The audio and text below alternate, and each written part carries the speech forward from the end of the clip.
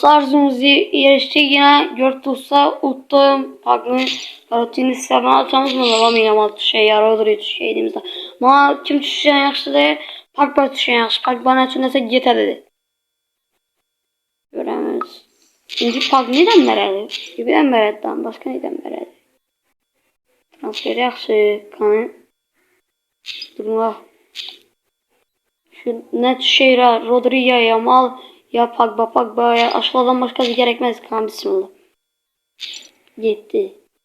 Yeşil belanı düşmedi. Düşüncemi. Ay bile! İsap! İsap bile!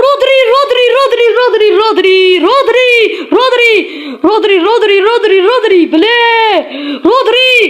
Rodri! Dostlar!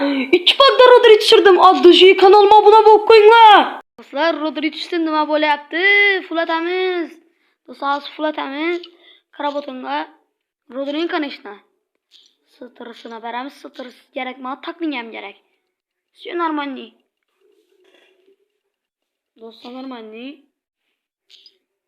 Hikayet etti. Taklinge beramiz, kontrola beramiz. Driblingdan tushunsa kerak. Dostlar ikki pakda Rodri tushdi. Shuncha yillik ketdi o'xshaydi menimcha. Neto gitti. Masala. Tezlikka beramiz. Driblingga beramiz. Nachun esa Rodriga dribling kerak. Endi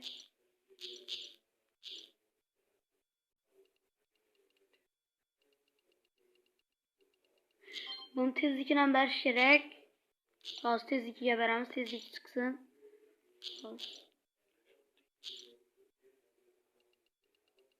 Tezlikini ham beramiz, tezlik chiqsa shotingni ham berishim kerak. Driblingini beramiz, bunga beramiz. Shotingga bersam menga. Do'stlar, shotingga beramiz. So'tara so'tishsa нормально bo'ldi lekin so'taramiz. Нормально. 91 yaxshi çok yetirdim lekin. Voy bala.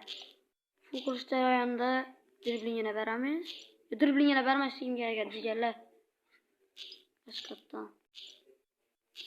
Driblingini o'zi bilib bersam ham bo'ladi. Tezlikini beramiz. Shotingini beramiz. Bunga barqaror akakanoga kerak Rodriga. 93 olsa çok oladi.